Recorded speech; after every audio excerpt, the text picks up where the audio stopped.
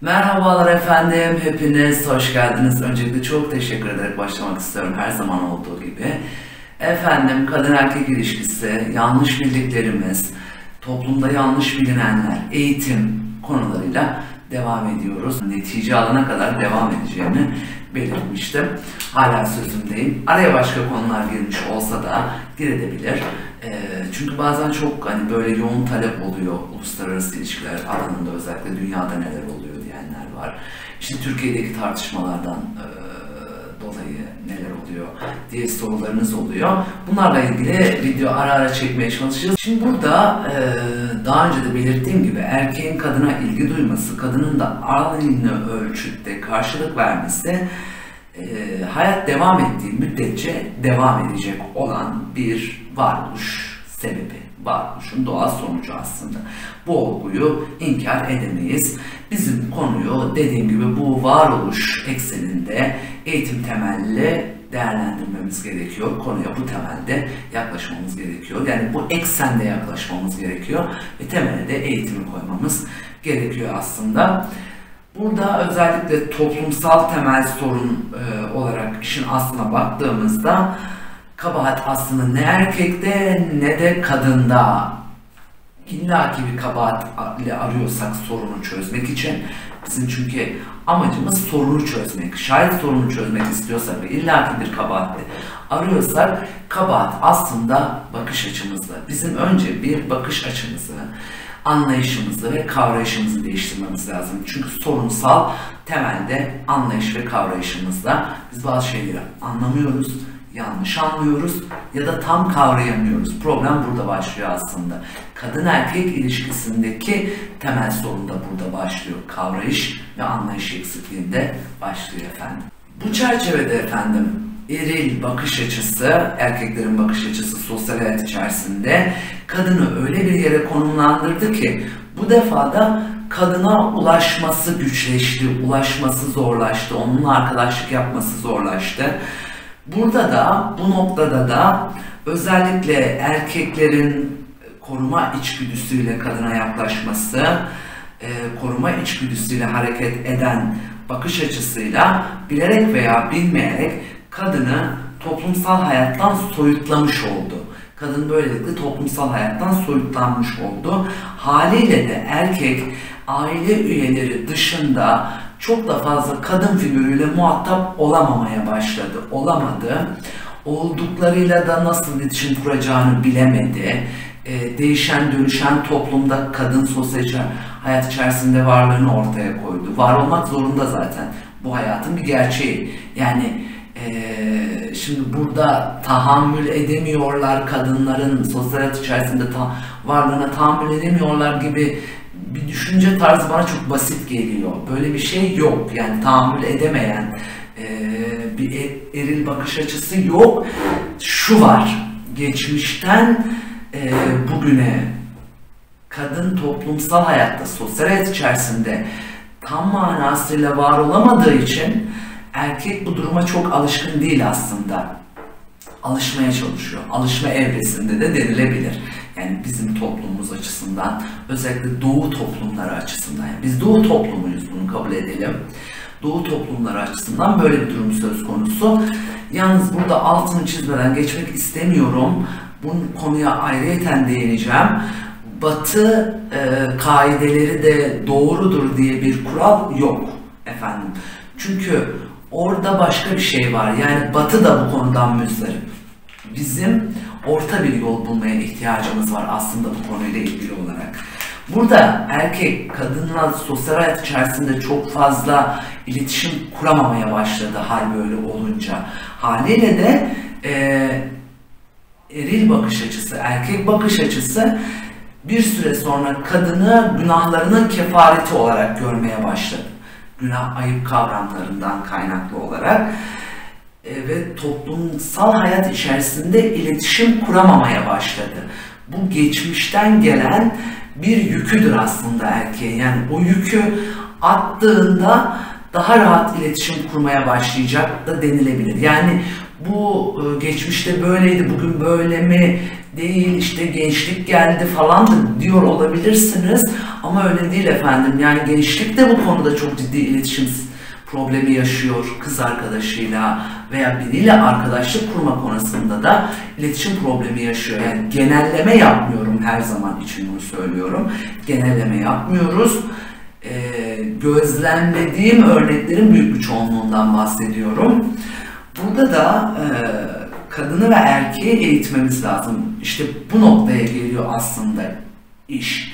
Yani kadını eğitmemiz lazım. Erkeği de aynı şekilde eğitmemiz lazım. Toplumsal hayat içerisinde daha iyi iletişim kurmalarını sağlayabilmek adına. Bu iletişim eğitimi ister istemez toplumda kadın erkek ilişkisinin daha mutlu bir zemine oturmasını sağlayacak ve bize daha doğru ve daha mutlu aileler kazandıracak aslında. Aile bizim için neden önemli? Değineceğim, defaatle söyleyeceğim. Çünkü toplumun yapı taşı, en küçük birimi ailedir. Aile bir toplumun içerisinde olmazsa olmazıdır. Olmazsa toplumu bozarsınız. Yani en büyük vurabileceğiniz yer ailedir aslında. Yani bir toplumu eğer bitirmek istiyorsanız aileyi bitirirseniz toplumu bitirirsiniz. Dolayısıyla biz aile bitmesin diye uğraşan kesimiz. O taraftayız yani. Aile bitmesin ama bu yanlış algılarla değil. Biz önce algılarımızı düzelteceğiz. Biz önce toplumsal bakış açılarımızı, anlayışımızı, kavrayışımızı değiştireceğiz. Ondan sonra kadın erkek ilişkisini şayet doğru bir zemine oturtabilirsek aileyi kurtarabiliriz. Bunun eksilerimizi göreceğiz, artılarımızı göreceğiz ki keza bakın Batı toplumlarına göre artılarımız çok fazla. Bu artılarımızı değerlendirir ve bu artılarımız üzerinden hareket edersek biz birçok sorunu çözebiliriz. Belki de Avrupa'nın engelleyemediği cinayetleri de engelleyebiliriz. Bu kadar iddialıyım. Buradaki asıl sorun kadının toplumsal hayatın içerisinde olmayışı değil. Kadının eğitimli olmayışı. Erkeğin de eğitimli olmayışı. Buradaki sorunsal bu. Yani kadın zaten toplumsal hayatın içerisinde var efendim. Peki, erkekler böyle de kadınlar farklı mı efendim? Hayır, kadınlar da ayıp, günah kavramlarıyla yetiştiriliyor ister istemez. Şimdi erkeklerin üzerindeki o baskı farklı şekilde tezahür ederken kadınların üzerinde uygulanan baskı farklı tezahür ediyor. Erkekler beni görür, işte günah, ayıp gibi kavramlarla yetiştirilen kadın bir süre sonra kendini sosyal hayattan soyutlamaya başlıyor. Eşi öldüğü için kendini eve kapatan kadın biliyorum. Yani erkekler beni görmesin, erkekler beni görür, günah diye kendini toplumsal hayattan soyutlayan bir kadın profili de var önümüzde. Özünde kendi bakış açısıyla doğrudur. Yani buna bir şey diyemem. Yalnız bu durum farklı sonuçlara da sebebiyet veriyor. Örneğin erkeklerle iletişim kurma hali zorlanıyor. Yani erkeklerle iletişim kurmakta zorluk yaşıyor bu durumda. İlk karşısına çıkan erkekle ilişki kurmaya başlıyor. İlk karşısına çıkan erkeğe gönlünü kaptırabiliyor. Yani doğru mu bir erkek mi, hayatıma giren erkek, yanlış bir erkek mi? Bunu değerlendirmeye fırsatı kalmıyor aslında. Öte taraftan da bu acelecilik, yani bu ilk karşısına çıkan erkekle birlikte olma veya bu hal daha farklı toplumsal sonuçlara sebebiyet veriyor. İşte programlarda izliyoruz, televizyonlarda görüyoruz, haberlerde okuyoruz. Çok daha farklı sonuçlara sebebiyet veriyor. Yanlıştır demiyorum fakat daha vahim toplumsal sonuçlara sebebiyet verebiliyor. Burada kadını yargılayamayız efendim, erkeği de yargılayamayız. Yaratılan her olgunun dünya üzerinde, yani yaratıldığı o zemin üzerinde doğal olgusunu tamamlayıp öteki tarafa gitme durumu söz konusu. Yani o doğal olguyu tamamlıyor aslında. Buradaki asıl konu kadına hak vermemizin dışında buradaki asıl mesele kadının çocukluktan itibaren günah, ayıp, erkekler öteki, erkekler şöyle, böyle, böyle gibi algılarla büyütülmesi ve bu algıyla yetiştirilmiş olması bu aslında temel problem. Geçmişte bu algı Türk filmleriyle öğretilirken bugün sabah kuşağı programlarıyla öğretiliyor. Şimdi bu algı ister istemez kadınla erkek arasındaki uçurumun artmasına ve açılmasına sebebiyet veriyor. Kadının erkeğe, erkeğin de kadına ulaşması diyelim veya bir arkadaşlık yapması kasıtlı şekilde engelleniyor. Kasıtlı bir biçimde engelleniyor hem de. Şayet bizim bu noktada hem mutlu bir kadın, hem mutlu bir aile, hem mutlu bir erkek istiyorsak her iki tarafında eğitilmesi ve uzlaştırıcı bir zemine oturması gerekiyor ilişkilerin. Böyle davranarak hem erkeği hem de kadını mutsuz ederiz efendim. Bu eğitim nasıl olacak derseniz, yani nasıl eğitim vereceğiz derseniz de kamu spotlarıyla, belediyelerin uygulayabileceği seminer programlarıyla, yerel yönetimlerin veya idari teşkilatın uygulayacağı sempozyumlar, seminer programları, TV programları ile eğitmemiz lazım. Mümkün mü böyle bir şey efendim? Evet, mümkün. Biz bir gecede el yıkamayı öğrenen bir toplumuz. Her şeyi yapabiliriz. Şimdi başarabiliriz. Çünkü en büyük başarılar en zor zamanlarda gelir. Zor bir noktaya geldik. Dolayısıyla bunları bizim artık ihtiyaç babında falan değil, öğrenmemiz lazım. Öğrenmek zorundayız. Bizim önce kadına erkeğin kim olduğunu anlatmamız lazım. Erkeğe kadının kim olduğunu anlatmamız lazım. Temel problemlerimizi anlatmamız lazım. Temel iletişim problemlerini çözmemiz lazım aslında. Bakın bu ülkede kız arkadaşını, eşini, partnerini arzuladığını, onunla birlikte olmak istediğini anlatmak için fıkra anlatmanın, cinsel içerikli fıkra anlatmanın doğru bir yol olabileceğini düşünen, zanneden erkekler var, insanlar var. Şimdi burada problem var efendim. Kadın da böyle boş boş bakıyor, ne anlatıyor bu, ne diyor diye. Bizim usulün, adabın bunlar olmadığını, usulün bu olmadığını bu kişilere anlatmamız lazım. Burada temel problem var aslında. Yani problemi çözersek birçok şeyi de çözmüş olacağız. İşte o temel iletişim problemini çözersek birçok şeyi de çözmüş olacağız. Çünkü tatlı dil yılanı deliğinden çıkartır. Zıtlaşmak özellikle de erkeği, kadını da problemli bir noktaya taşır ama erkeği zıvanadan çıkartır. Sizin o kadının erkekle zıtlaşmaya başlaması, bir erkekle kavga ettiğini unutması, kadın kimliğini unutması aslında. Kadını bu da biraz özünden uzaklaştıran bir durum. Unutması, erkeği orada zıvanadan çıkartan bir durum.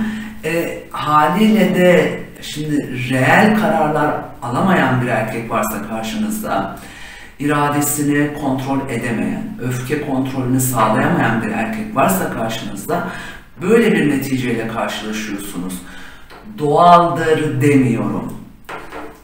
Bunun sebebi budur diyorum. Bu sebebi ortadan kaldırırsak sonucu değiştiririz. Bahsettiğim nokta bu efendim. Şimdi bu ülkede efendim bakın, milletin meclisinin kürsüsünden kadınlar istediğini yapar, istediği saatte eve gelir, erkek de bir şey diyemez diyen ve yine aynı bakış açısı, yani aynı duruş gibi geliyor bana, çok bir fark yokmuş gibi geliyor bana arada. Kendince ahlaklı kadın tasviri yapmaya çalışan kadın vekillerimiz var. Sayın vekillerim, siz de kadınsınız, sizler de birer hanımsınız. Bu ifadeler tehlikeli ifadeler. Bunlar bizi uçuruma götürür. Bu ifadelerin tabanda algılanışı aynen şu şekilde. Yani vatandaş tarafından algılanışı aynen şu şekilde. Ben kadınım, istediğimi yaparım, istediğim saatte eve gelirim. Kimse bana bir şey diyemez gibi algılanıyor bir kesim tarafından. Erkek tarafından da şu şekilde algılanıyor, yani erkek bakış açısı da şöyle. O zaman sen ahlaklı bir kadın değilsin kardeşim. Ya istediğin saatte eve gelebiliyorsan falan, istediğini yaparım diyorsan değilsin algısı oluşuyor. Bakın bunlar işte bu çatışma yaratıyoruz. Bilerek veya bilmeyerek, isteyerek veya istemeyerek bu Ben çok isteyerek olduğunu düşünmüyorum. Çünkü değerli vekillerimiz her biri birbirinden değerli. İstemeyerek de olsa tavanda çatışma yaratıyoruz. Bizim gibi düşünmeyen insanlar da var bu toplumda. Dolayısıyla bizim onları da baz alacak, onları da değerli kılacak ifadeler kullanmamız lazım. Bunlar tehlikeli ifadeler ve kadın erkek arasında çatışma yaratan ifadeler. Birçok konudan vazgeçmemiz gerekiyor artık. Yani birçok söylemden de vazgeçmemiz gerekiyor. Şimdi burada şöyle bir durum söz konusu.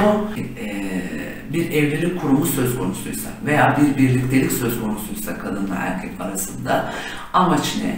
Bir mutluluk var orada, bir tat var. O mutluluğa erişmek için kadın da erkek de birçok şeyden vazgeçerek bir araya geliyor. Özgürlükte vazgeçtiklerinden bir tanesi.